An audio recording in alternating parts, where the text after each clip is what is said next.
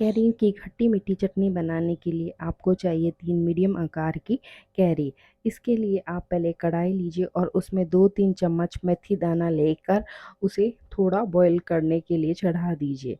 इधर आप अपनी जो कैरी है उन्हें कैरी कटर की सहायता से काट लीजिए। इसके लिए आप चाकू का भी इस्तेमाल कर सकते हैं। अगर आपको चाकू सेफ लगता है तो ज़रूरी नहीं है कि आप हमारी तरह कैरी कटर का यूज़ कीजिए, क्योंकि हम तो काफ़ी टाइम से यूज़ करते आ रहे हैं तो हमें तो इसका फुली एक्सपीरियंस है। तो आप इसमें चाकू का भी यूज़ कर सकते हैं। जैसे ही हम कैरी काट रहे हैं उसको उस मेथी दाने वाले पानी के अंदर डाल रहे हैं, जिससे कि वो साथ के साथ ही उसमें हल्की सी बॉईल हो जा रही है। अब सारी कैरियाँ कट चुकी है और हमने उसे कढ़ाई के अंदर डाल दिया है।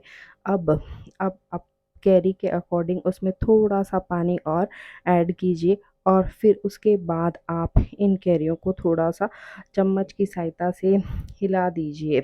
इसके बाद इसमें एक हल्का सा बॉईल आने दीजिए। इसके लिए आप ढक्कन लगाकर रख दीजिए और 1-2 मिनट बाद ही आप इसे चेक कर लीजिए।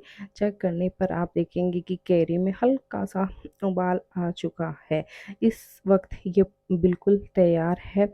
अब इसे हमें सेपरेट करना है, पर अभी आप इसी के अंदर रहने दीजिए क्योंकि पानी हल्का सा गर्म है। इधर आप गुड़ के थोड़े से पीसीस लीजिए। ये जो गुड़ आपको दिखाई दे रहा है ये पूरी तरह से ऑर्गेनिक गुड़ है। क्योंकि कहते हैं कि गुड़ जितना साफ़ होता है उतना ही उसमें केमिकल का यूज़ किया जाता है, पर हमारे जो सिटी है उसमें गन्ना बहुत होता है। तो जो गुड़ है हम केमिकल फ्री ही यूज़ करते हैं, और आप जब इस गुड़ को खाते हैं ना तो बिल्कुल आपको ऐसा लगता है कि आप गन्ना खा रहे हैं। पर आपके पास जैसा गुड़ है आप उसे इस्तेमाल कर सकते हैं। गुड़ की जगह आप चीनी भी ले सकते हैं, पर मुझे लगता है कि गुड़ आयरन का अच्छा सोर्स है, तो आप इसे इसमें गुड़ का ही यूज़ कीजिए। अब इसमें से जो पानी था उसे आप सेपरेट कर लीजिए और मेथी दाना और कैरी को एक अलग पात्र में अलग कर दीजिए। अब इसी कढ़ाई को हल्का सा साफ़ करके चढ़ा दीजिए। चढ़ाने के बाद आप इसमें 2 टेबलस्पून तेल की डाल दीजिए। आप अगर जो भी ऑयल यूज़ करते हैं, हम इसमें सोयाबीन रिफाइंड ऑयल यूज़ करते हैं, तो अगर आप जो भी ऑयल यूज़ करते हैं वो आप इसके अंदर डाल दीजिए।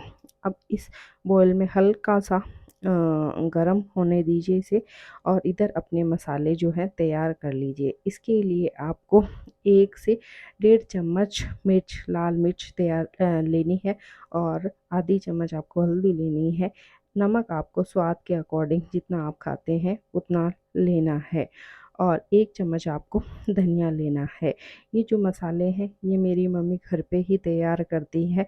हम इनका रॉ मटेरियल ले आते हैं और घर पे ही इन मसालों को तैयार करते हैं, क्योंकि आजकल के ज़माने में कितनी मिलावट होती है ये हमें पता नहीं है। इसलिए जहाँ तक हो आप अपने मसाले घर पे ही तैयार कीजिए।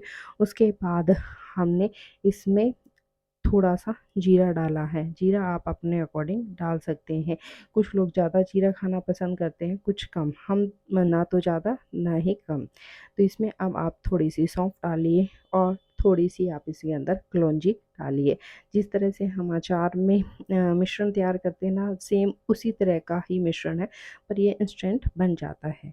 अब इसमें जो मेथी दाना और जो कैरी वाला मिक्सचर था वो अब आप इसमें डाल दीजिए, और सारी मेथी और सारी कैरी आप इस कढ़ाई के अंदर डाल दीजिए।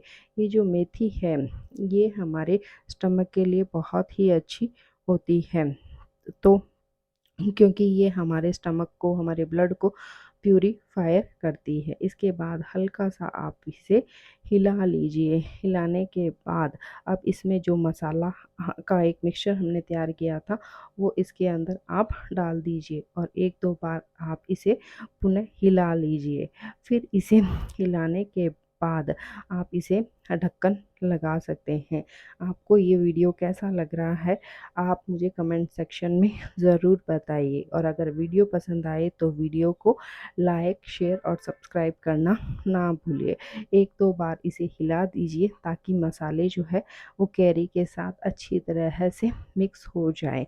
आप इसमें ढक्कन लगाकर 4-5 मिनट के लिए इसे पकने दीजिए और थोड़ी देर बाद जैसे ही आप देखते हैं एक बहुत ही अच्छा कलर इस कैरी के अंदर आ गया। इसी टाइम पे ये जो गुड़ हमने कूट के रखा था वो आप इसके अंदर डाल दीजिए और डालने के बाद इसे फिर अब हल्का-सा और पकाइए। 1-2 मिनट के लिए आपको इसे और पकाना है ताकि गुड़ जो है पूरी तरह से इसके अंदर मेल्ट हो जाए। अब देखिए कितना अच्छा कलर आया है ना इस खट्टी मीठी चटनी का। इस चटनी को आप पराठे के साथ, रोटी के साथ या बच्चों के टिफ़िन में भी डाल सकते हैं और बच्चे भी इसे बहुत एन्जॉय से खाते हैं क्योंकि ये खट्टी मीठी है, बच्चों को मिर्ची भी नहीं लगती है और गर्मियों के मौसम में तो कैरी बहुत अच्छी आ रही है। तो आप इस कैरी की चटनी को बनाइए और एंजॉय कीजिए।